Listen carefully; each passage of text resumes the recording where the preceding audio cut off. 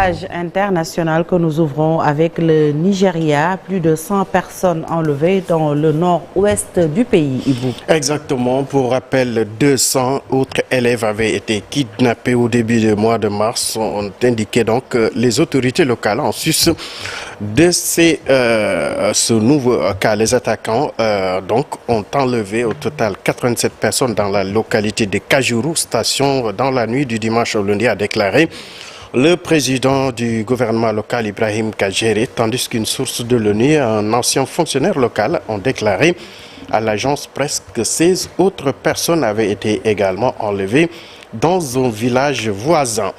Conflit israélo-palestinien, l'armée israélienne annonce avoir éliminé 20 combattants palestiniens à l'hôpital Al-Shifa. L'armée israélienne a annoncé hier avoir éliminé 20 combattants lors de cette opération. La Maison-Blanche affirme que le numéro 3 du Hamas, Marhan Issa, a été tué par Israël, le plus grand hôpital dans la bande de Gaza situé dans le nord de l'enclave qui accueille toujours des milliers de personnes. L'armée a demandé à la population civile d'évacuer immédiatement la zone de l'hôpital. Guerre Gaza toujours, premier appel téléphonique entre Joe Biden et Benjamin Netanyahu. Les deux hommes se sont entretenus au téléphone hier pour la première fois en plus de 2 mois, a indiqué la Maison-Blanche dans un contexte de tension croissante liée à l'offensive israélienne à Gaza. Le président américain et le premier ministre ont discuté des derniers événements en cours à Israël et à Gaza, dont la situation à Rafah et les efforts pour augmenter l'aide humanitaire, a précisé la Maison-Blanche. Haïti, une quinzaine de corps retrouvés dans la banlieue de Port-au-Prince, attaqués par les gangs. Ces corps sans vie ont été retrouvés hier dans la banlieue donc Port-au-Prince, où des membres de gangs mènent des attaques depuis l'aube.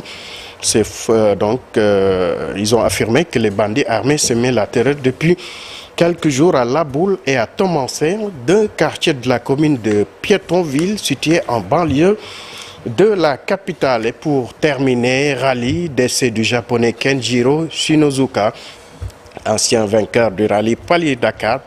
Shinozuka avait participé à son premier Paris-Dakar en 1986, année du succès tragique de son fondateur Thierry Sabine, lorsque la firme Mitsubishi s'était lancée dans le fameux raid et avait terminé 3e l'année suivante et 2e en 1988 en pleine domination de Peugeot 205. Son sac intervient finalement 9 ans plus tard, en 1997, avec son copilote français Henri Magne au volant d'un 4x4 Pajero.